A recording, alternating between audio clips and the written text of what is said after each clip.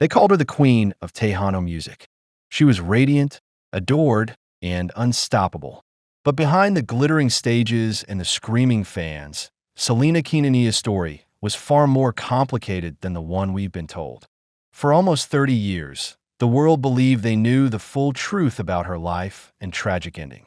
Yet new revelations, uncovered in 2025, suggest the real story is far more unsettling.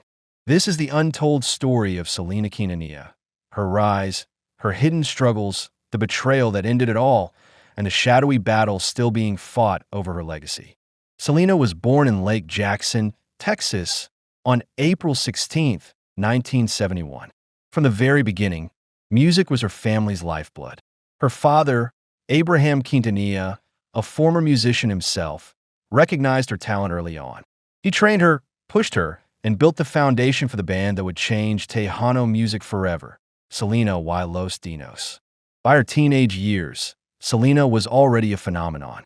She blended traditional Tejano with modern flair, dazzling audiences with her voice, her energy, and her unmistakable charisma. In 1987, she won Female Vocalist of the Year at the Tejano Music Awards, a title she would keep for 9 years straight. By the early 1990s, her career had exploded. She had sold-out tours, Grammy recognition, and crossover dreams that were finally coming true. The world saw a woman at the peak of her power. But in her private moments, Selena was wrestling with doubts, exhaustion, and the weight of living up to everyone's expectations. In a rare 2025 interview, Chris Pérez, her widower, revealed insights that stunned even her most devoted fans. Selena had confided in him that she often felt pulled in every direction. She was running boutiques, managing fan clubs, preparing for a crossover English album, and trying to live up to the image her family, her label, and her fans demanded. She wrote in private journals about her deepest fears. She wondered if she was truly living for herself anymore, or simply living for others. She longed for more creative control, more independence, and the freedom to explore who she was beyond the spotlight. Chris admitted that Selena was aware of cracks forming around her, friends she wasn't sure she could trust, people who seemed loyal but left her unsettled. But she often set those concerns aside. She wanted to believe the best in people. And so, even as the world saw a confident superstar, Selena sometimes felt isolated and unheard. The tragedy is that her greatest gift, her ability to connect with millions, was paired with a growing loneliness she carried in silence. At the heart of Selena's story is the complicated figure of her father, Abraham. He was both her greatest champion and her greatest source of pressure. From the beginning, he orchestrated every part of her career, her set lists, her tours, even the direction of her music. He resisted her dreams of crossing over into English-language pop, insisting she stay focused on Tejano. He also imposed strict boundaries on her personal life. When he discovered that Selena was in love with her band's guitarist, Chris Pérez, he reacted with fury. He even fired Chris from the band, forcing Selena into an impossible choice: loyalty to her family or loyalty to her heart. But Selena and Chris's bond was too strong. In 1992, they eloped in secret, an act that was both rebellion and liberation. It was Selena's way of seizing back a piece of her own life. Yet even after marriage, Abraham's influence loomed large. Their relationship remained strained, with lingering tension that weighed heavily on both their marriage and her career. Abraham's protective instincts were real. He wanted his daughter safe, successful, and untouchable. But his dominance came at a cost. It left Selena with little space to breathe, little room to decide who she truly wanted to be. And when trouble began to emerge in the form of Yolanda Saldívar, Abraham's control would once again take center stage, this time with consequences that no one could undo. For all the fame and glamour, Selena's truest moments of happiness came not on stage, but in the quiet spaces she shared with Chris Pérez. Their love story began behind the scenes, away from cameras and crowds. Chris had joined the band as a guitarist, and their connection grew quickly. But it was a romance that had to be hidden. Abraham Quintanilla's disapproval hung over every glance, every whispered conversation. Selena knew that if their relationship came to light, her father would explode. And he did. When he found out, he fired Chris from the band on the spot, demanding that Selena end things. Yet, love has a way of defying control. In April of 1992, the secrecy became too much. Selena and Chris eloped, quietly exchanging vows in defiance of her father's wishes. It was not just a marriage, it was a declaration of independence. For once, Selena was making a choice purely for herself. Even after their marriage became known, the strain didn't vanish. Abraham tolerated Chris's presence, but the tension never fully dissolved. Their love endured, but it existed under constant pressure, squeezed by the demands of fame, family, and the relentless pace of Selena's career. While this hidden love story unfolded, another figure was slowly rising in Selena's orbit, a woman who began as a fan and ended as a fatal betrayal. Her name was Yolanda Saldívar. Yolanda started out as the president of Selena's fan club. Her enthusiasm was unmatched. Her loyalty appeared unquestionable. To Selena, who believed deeply in kindness and trust, Yolanda seemed like the perfect supporter. She quickly became more than a fan club president. She was a confidant, a manager, and, eventually, the person in charge of Selena's boutiques. But that trust came at a terrible price. Boutique employees began noticing troubling patterns. Paychecks went missing. Inventory was mismanaged. Documents didn't add up. Yolanda's behavior grew more erratic, and whispers of financial misconduct swirled. Still, Selena defended her. She dismissed the concerns as misunderstandings or mistakes. To her, Yolanda was too loyal to betray her. Chris Pérez later revealed that Selena had doubts. She confided in him about cracks in her inner circle. But once again, her generous heart overshadowed her caution. She believed that confronting Yolanda too harshly could backfire, damaging the carefully built brand she had worked so hard to protect. The red flags were flashing brightly, yet they were overlooked. And as the months passed, Yolanda's grip on Selena's business tightened, fueled by secrecy and manipulation. By March of 1995, the truth could no longer be ignored. Abraham Quintanilla, joined by Selena and her sister Suzette, confronted Yolanda with hard evidence of embezzlement. Documents were missing. Funds had been misused. The betrayal was undeniable. Abraham demanded that Yolanda cut all ties with the family and the business immediately. But Selena wasn't finished. Her boutiques, her reputation, her future, these were her dreams. And she needed the documents that Yolanda still held. Against the wishes of her family, she chose to meet Yolanda privately.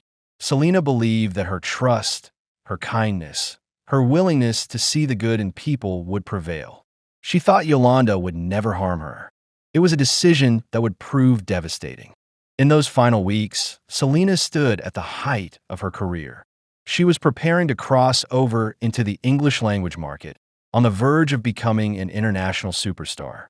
Yet behind the scenes, she was surrounded by fractures, pressure from her father, strain in her marriage, exhaustion from fame, and betrayal from someone she had welcomed into her inner circle. The world saw a flawless icon, but in reality, Selena was a young woman of just 23, trying desperately to hold together a life that was unraveling. And on March 31st, 1995, in room 158 of a Modest Days Inn motel, all of those fractures would come crashing down. On the morning of March 31st, 1995, Selena drove to the Days Inn in Corpus Christi. She was just 23 years old, yet she carried the weight of a multi-million-dollar empire on her shoulders. Her goal was simple: retrieve the missing financial documents from Yolanda Saldívar. She believed Yolanda would comply. After all, Selena had given her opportunities no one else would. She thought kindness and trust would win out. But instead, that meeting became the darkest moment in Tejano music history. Witnesses later recounted how Selena stumbled into the motel lobby, desperately calling for help. She identified Yolanda by name, even giving the room number before she collapsed. Her words left no ambiguity, no doubt as to who was responsible. Doctors fought to save her, but the damage was irreversible. The world lost Selena that day, an artist on the brink of international superstardom, taken in an instant. The news rippled across Texas, across the United States, and then across the globe. Fans wept openly in the streets. Vigils were held. Radio stations played her songs nonstop, her voice echoing through cars and kitchens, reminding millions of what had been lost. Selena's funeral drew tens of thousands of mourners, a sea of flowers and heartbreak. For many, it felt impossible. How could someone so full of life, so radiant and unstoppable, be gone so soon? In the years that followed, Yolanda Saldívar was tried and convicted, sentenced to life in prison with the possibility of parole after 30 years. For fans, the conviction brought a measure of justice, but it could never bring closure. The wound was too deep. Nearly 3 decades later, that wound was reopened. In March of 2025, Yolanda became eligible for parole. The announcement sparked immediate outrage. For Selena's fans, the idea of her release was unthinkable. Campaigns erupted online. Petitions gathered thousands of signatures. Hashtags like hashtag Justice for Selena and hashtag Deny Parole spread like wildfire across social media. The parole board heard the case, reviewing both the crime and Yolanda's conduct during her years in prison. In her statement, Yolanda attempted to shift the story. She painted herself not as a betrayer, but as someone overwhelmed and acting out of fear. She implied that Selena had been confrontational, that the tragedy was not intentional but accidental. But the evidence told another story. Selena's dying words, the forensic reports, the downward angle of the shot, all of it pointed to a deliberate act. Legal experts noted that Yolanda's refusal to fully accept responsibility undermined her credibility. On March 27, 2025, the parole board delivered its decision, parole denied. They cited the seriousness of the crime, the ongoing risk to public safety, and the lack of accountability. The denial sparked relief and renewed grief all at once. For Selena's fans, justice had been preserved. For her family, the decision brought comfort. But it also reminded the world of the pain that had never faded. Even after 30 years, Selena's story still feels raw, still feels close. Her music continues to inspire, her fashion and style remain iconic, and her legacy lives on in every person who sings along to her songs. Yet the ongoing debates over how her story is told, who controls her image, and how history remembers her, prove that her legacy is still contested. In many ways, Selena never truly left. She remains frozen in time, forever 23, forever on the cusp of even greater greatness. And because of that, every new revelation about her life and death feels as if she has been lost all over again. In the decades since Selena's passing, her music has never faded. Her voice still fills dance floors, her style still inspires designers, and her story continues to draw new fans who were not even alive when she last performed. Yet behind the celebration lies a quieter struggle, a battle over who gets to tell her story. Abraham Quintanilla and the Quintanilla family have long maintained control over her image, music, and brand. Through Q Productions, they manage her estate with an iron grip. To them, it is not just business. It is about preserving Selena as they believe she would have wanted to be remembered. Every documentary, every re-release, every product bearing her name passes through their approval. But critics argue that this control comes at a cost. They say the family-approved versions of Selena's life often avoid uncomfortable truths, the strains in her personal life, the heavy pressures of fame, the cracks in her inner circle. Instead, they present a polished image, one that feels more like a monument than a real, complex young woman. This conflict has only grown sharper in recent years. True crime documentaries, streaming series, and independent films have increasingly focused on Yolanda Saldívar's perspective. For many fans, this feels like a betrayal, an exploitation of tragedy that shifts attention away from Selena herself and onto the person who ended her life. The 2025 Sundance documentary that centered on the slaying and trial sparked outrage for exactly that reason. While filmmakers defended their choice as an exploration of all sides, fans and critics saw it differently. They asked, why give more oxygen to the perpetrator when the victim's achievements deserve the spotlight? Was this really about informing the public, or was it about monetizing heartbreak? These debates highlight a deeper question. How do we honor someone whose story has been shaped and reshaped for nearly 3 decades? Is the Selena we see in media the real Selena, or a carefully curated version molded by family, studios, and corporations? Chris Pérez has hinted at the answer in his own way. In interviews, he has described the woman behind the legend: playful, stubborn, funny, and fiercely determined. He insists that their love was real and that she longed for more control over her own destiny. For him, Selena is not an icon frozen in time, but a woman who once laughed, cried, and dreamed alongside him. And perhaps that is where her true legacy lies. Not in the debates over control, not in the documentaries that chase ratings, not even the family-approved brand that keeps her image alive. It lies in the hearts of those who felt connected to her, not as a flawless star, but as a person who carried both brilliance and burdens.